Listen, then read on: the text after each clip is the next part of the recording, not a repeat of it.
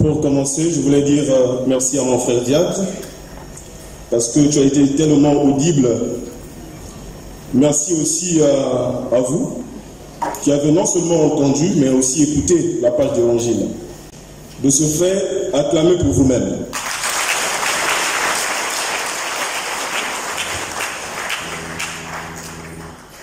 Frères et sœurs, l'événement qui nous est apporté dans l'évangile de ce dimanche, lequel dimanche, quelques de nos frères et sœurs vont dire leurs promesses devant l'Église comme membres de la Légion de Marie, mais aussi en voyant nos autorités politiques, administratives, militaires et judiciaires ici présentes, très certainement, cet évangile est connu de tous. Cela se passe à Jéricho, une ville païenne, une ville de pécheurs. Et chaque fois que Jésus y entre, c'est pour en faire sortir quelqu'un, pour le sortir du péché et le ramener à Dieu. Jésus n'est pas celui qui accuse le pécheur. Bien au contraire, il vient l'éclairer pour qu'il voie son péché et qu'il en sorte. C'est le cas de notre frère Zachée ici. C'est ce qui va se passer avec le publicain Zachée. Il ne pouvait qu'être détesté par tous ces pauvres gens accablés par les impôts qu'il fallait payer à l'occupant romain. Zachée avait la réputation d'être intraitable et de profiter de sa position dominante. De plus, en tant que chef républicain, il était tenu pour responsable du comportement et des violences de ses collaborateurs. Sa position le rangeait dans la catégorie des pécheurs infréquentables. On voit que cet homme a un ardent désir de voir Jésus. Il court devant, il monte sur un sycomore pour voir Jésus qui devait passer par là. À partir de ce moment, tout va se passer bien au-delà de ce qu'il avait prévu. Jésus s'invite dans la maison de Zachée. Cette décision provoque beaucoup de remous. Les bien-pensants estiment que Jésus aurait mieux fait d'aller dans une bonne famille. Au lieu de cela, il va chez un voleur infréquentable. Pour eux, c'est un scandale. Et peut-être pour nous également, ce dimanche, c'est un scandale de voir Jésus qui fait son entrée dans une maison où vit un pécheur. Dans une maison où vit quelqu'un d'intraitable. Oui, il va chez un voleur infréquentable.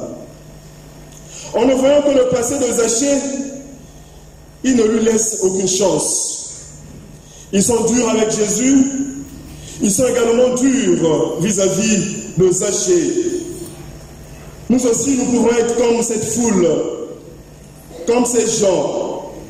Nous vivons dans une société qui n'a que mépris pour les gens de mauvaise réputation. Mais le Seigneur nous dit qu'il est venu pour chercher et sauver ceux qui étaient perdus. Le salut de Dieu est offert à tous, y compris toutes ces personnes sur qui nous avons placé des étiquettes, sur toutes ces personnes que nous ne cessons de critiquer, sur toutes ces personnes que nous avons placées sur le banc des accusés. Oui, le Seigneur nous dit qu'il est venu pour chercher et sauver ceux qui étaient perdus. Cela doit changer notre regard. Le chemin pour parvenir à ce changement de regard, c'est la prière. Savoir prier pour les pécheurs. Savoir prier sur toutes ces personnes sur qui nous mettons les étiquettes. Mais le plus souvent, tout ce que nous savons faire, c'est critiquer. C'est ainsi que, comme prêtre, j'avais pris la bonne résolution et quelquefois, j'aide les chrétiens à regarder de l'avant en disant Toutefois,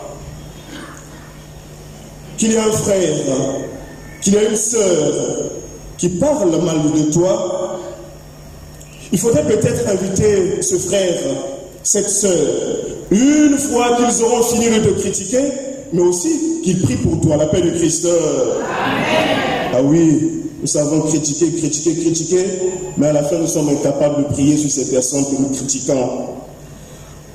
Aussi, frères et sœurs, sachons-nous nous élever au-dessus de nos prétendus obstacles. Zaché était considéré comme un pécheur public, mais contrairement à ce que les autres pensaient de lui, c'était plutôt un homme qui cherchait Dieu. Et il est frappant de constater que Zaché ne parle pas mal des autres, comme vous et moi avons l'habitude de le faire. Dans sa rencontre personnelle avec Jésus, il parle plutôt de lui-même et de ses efforts. Oui, chers frères et sœurs, il nous arrive souvent de juger les autres et même de les condamner sans savoir les efforts qu'ils font dans leur vie. Jésus nous demande dans ce dimanche de nous élever au-dessus de nos jugements et de nos obstacles pour qu'il s'invite chez nous. Parce que c'est dans la rencontre personnelle avec Jésus que nous devenons capables d'évaluer notre vie. Comme Zaché, dans le silence de la rencontre avec Jésus, nous saurons voir ce qui ne fonctionne pas bien dans notre vie et les efforts que nous pouvons faire. Chers frères et sœurs, le Christ s'invite aujourd'hui chez nous. Il vient nous apporter le salut de Dieu. En venant chez nous, il nous fait confiance, bien au-delà de tout ce que nous pouvons imaginer. Il rejoint notre assemblée aujourd'hui pour nous dire tout l'amour de Dieu pour nous pauvres pécheurs. Avec Jésus, c'est le salut de Dieu qui entre dans nos maisons. C'est le salut de Dieu qui s'inscrit sur nos cœurs. Il suffit que nous nous empressions d'accueillir le Christ qui frappe à notre porte, qui frappe à la porte de notre cœur.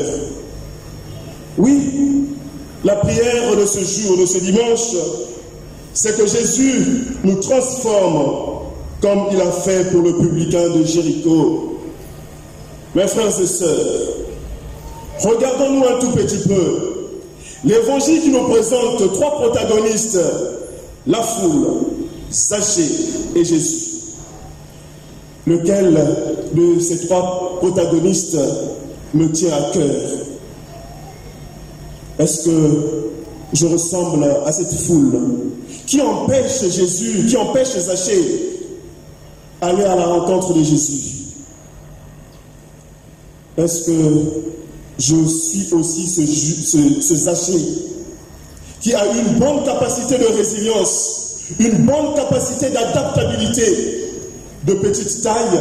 Il s'est dit, moi également, dans ma petite taille, je peux voir Jésus. C'est ainsi qu'il est allé monter dans ce sycomore pour voir Jésus. Oui, mes frères et sœurs, la foule, les gens qui sont autour de nous, ne peuvent pas nous empêcher de voir Jésus, ne peuvent pas nous empêcher d'entrer en contact avec Jésus si nous avons cette bonne capacité de résilience, si nous savons, mes frères et sœurs, être confiants vis-à-vis de Jésus. Que les gens parlent, que les gens te critiquent, tu as cette bonne capacité d'entrer en contact avec Jésus. Oui, il y a également ce cœur de Jésus, ce cœur miséricordieux de Jésus, ce cœur qui sait aimer, ce cœur qui va au-delà de tout regard humain. Oui, Zaché était critiqué. Il était critiqué à cause peut-être de ce qu'il occupait comme fonction, mais Jésus n'a pas hésité d'aller chez Zaché. Alors mes frères et sœurs, nous avons demandé cette grâce au Seigneur, la grâce d'avoir cette bonne capacité de résilience, cette capacité de mettre en avant nos efforts humains, parce que Dieu qui nous a créés sans nous, il ne peut pas nous sauver sans nous. Il a besoin de nos efforts. Il a besoin de notre participation. Et c'est cette participation effective qui fera que Jésus entre dans ta vie, qu'il transforme ta vie. Mes frères et sœurs, vous qui allez dire votre promesse devant l'Église, devant cette assemblée, sachez une chose, vous ne faites pas cette promesse parce qu'il y a des hommes autour de vous, mais vous faites cette promesse parce que vous êtes convaincus que Dieu, il est le maître de votre vie, il est le maître de notre vie, nous en tant qu'hommes. Voilà pourquoi vous êtes en train de faire cette promesse. Voilà pourquoi vous aussi, vous devez entrer dans cette dynamique des gens qui peuvent aller au-delà de toute critique, des gens qui peuvent aller au-delà de toute insulte, de toute médisance, de toute calomnie.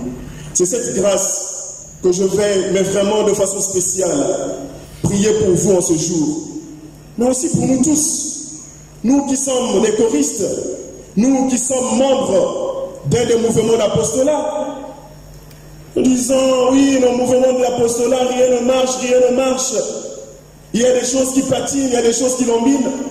Mais regardez, voyez notre manière de faire. Voyez notre manière de dire. Parce que tu as été tel homme. À ce que je sache, le Seigneur nous a donné la bouche. Non pour critiquer, mais c'est pour dire la vérité. Et la vérité, elle doit se dire en face. Ce n'est pas au quartier. Il y a de ces histoires qui passent au niveau des mouvements d'apostolat, qui passent au niveau de la paroisse. Mais franchement, mes frères et sœurs, je n'arrive pas à comprendre. Ce matin, quand j'étais en train de méditer cet évangile, j'ai passé 5 minutes en train de pleurer. Parce que je me dis, cette foule, c'est peut-être moi qui empêche le frère à bien vivre sa vie de prière dans l'église. Oui, mes frères et sœurs, regardons-nous un tout petit peu. Pour que notre pastoral au niveau de la cathédrale soit dynamisé, il va falloir que nous puissions dynamiter le mal qui est dans nos cœurs pour que Jésus prenne vraiment position dans chacun de nous. Oui, un mot à l'endroit de nos autorités ici présentes. Au début de la messe, le curé m'a fait savoir que vous y êtes pour rendre hommage à Monsieur Charles Fromageant. Oui, merci pour votre présence. Mais aussi, merci pour les prières que vous allez faire à l'endroit de notre père, de notre frère Charles Fromageant, qui est entré dans la vie. La mort, c'est vrai, mais la mort, c'est une naissance au ciel. La mort, c'est une entrée dans la vie. Et notre frère Charles Fromageant, par nos prières, faisant de sorte que sa famille politique, sa famille biologique, et nous aussi, frères et sœurs, prions pour que le Seigneur reçoive l'âme de notre frère Charles Fromageant. Amen.